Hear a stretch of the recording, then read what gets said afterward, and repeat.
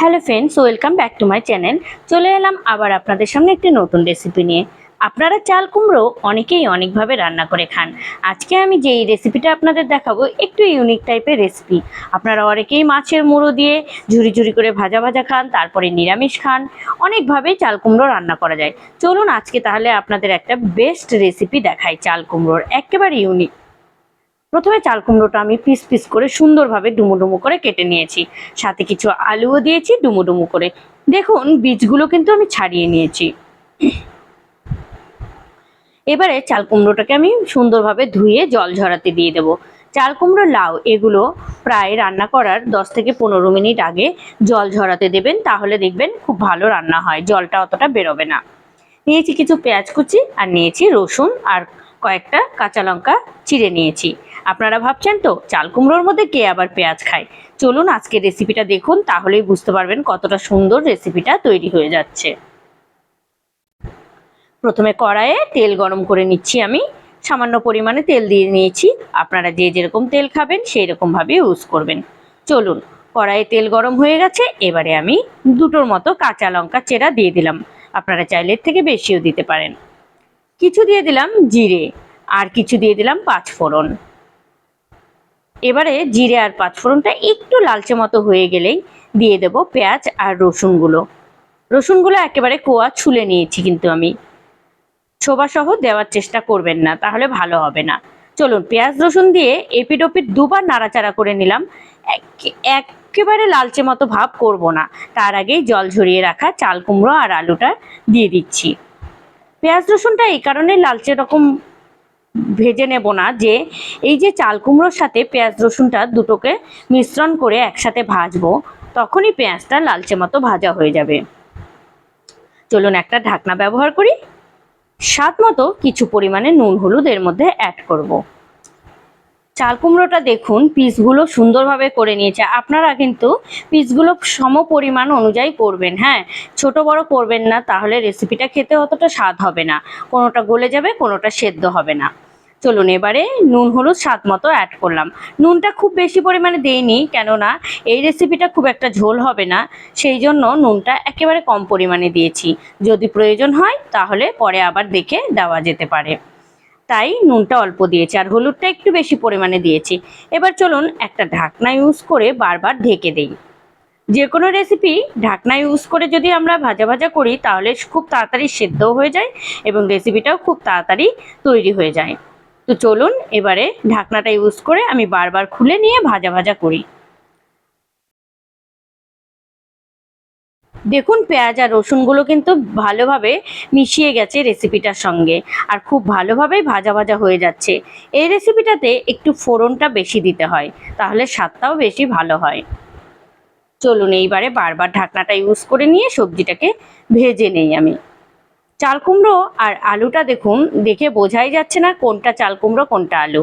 রেসিপিটা আমার মোটামুটি ভাজা কমপ্লিট হয়ে গেছে। দেখুন, দেখে বুঝতেই পারছেন কালারটা অনেকটা চেঞ্জ হয়ে এসেছে। এবারে রেসিপিটার জন্য একটু হালকা মতো জল দেব, ওই সেদ্ধর জন্য।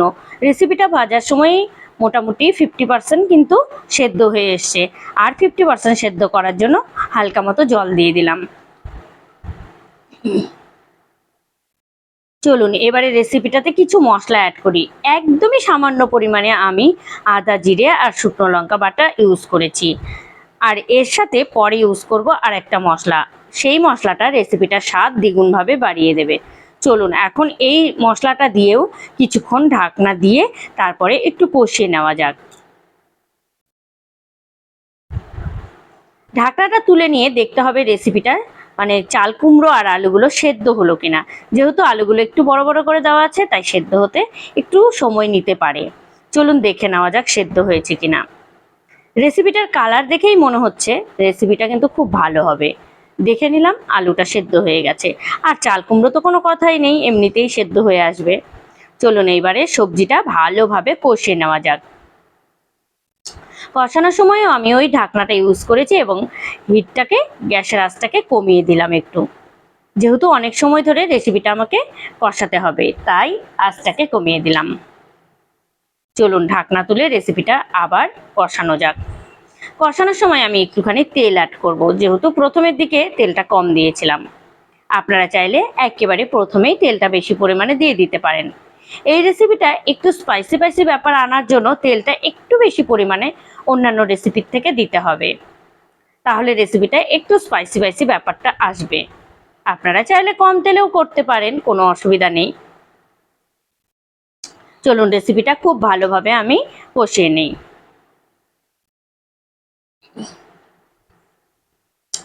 2 থেকে 3 মিনিট ধরে রেসিপিটাকে আমি কিন্তু কষাচ্ছি। দেখুন একেবারে হালকা আছে, কষাতে কষাতেই মনে হচ্ছে রেসিপিটা যেন তৈরি হয়ে গেছে। আর একটা খুব সুন্দর গন্ধও বেরিয়ে এসছে রেসিপিটা থেকে, মনেই হচ্ছে খেতে খুব সুস্বাদু হবে। চলুন এবারে আপনাদের বলেছিলাম একটা মশলা দিতে হবে এখানে, এই মশলাটা রেসিপিটার স্বাদটাকে দ্বিগুণ বাড়িয়ে দেবে। চলুন তাহলে মশলাটা আপনাদের বলে দেই কি দিতে হবে। যখন দেখবেন 90% কষানো হয়ে গেছে, তখন এখানে একটু ধনে গুঁড়ো বেশি পরিমাণে অ্যাড করবেন। এই ধনে গুঁড়োটা দেওয়ার ফলে রেসিপিটার স্বাদটা খুব ভালো আসবে এবং একটা রেসিপিটা তৈরির পরে ভালো মতো ফ্লেভার বেরিয়ে আসবে। ধনে গুঁড়ো দেওয়ার পরে আর একটুখানি রেসিপিটাকে কষিয়ে নেব। আপনারা যদি চান তাহলে কিন্তু রেসিপিটা এইভাবেও খেতে পারেন, খুব ভালো লাগে খেতে এইভাবেও। তো চলুন, আমি একটুখানি গ্রেভি পছন্দ করি, তাই আমি রেসিপিটা কষার পরে একটুখানি জল অ্যাড করব। রেসিপিটা 90% কষানো হয়ে গেছে, দেখুন দেখে বুঝতেই পারবেন। আমি আবারও আলু একটা দেখিয়ে দিচ্ছি আপনাদের সেদ্ধ হয়েছে কিনা।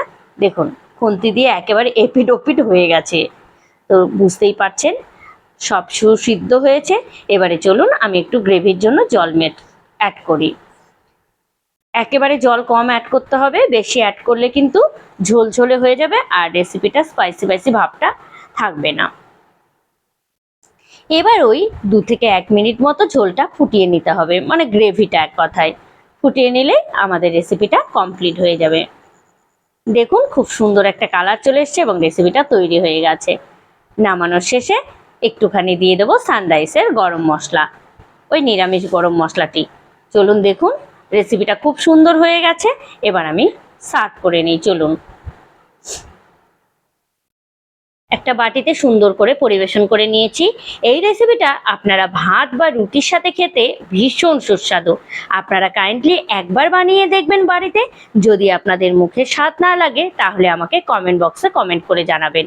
অবশ্যই এটা ভাতের থেকেও রুটিতে বেশি ভালো লাগে। চলুন তাহলে আজকের রেসিপিটা এ পর্যন্তই।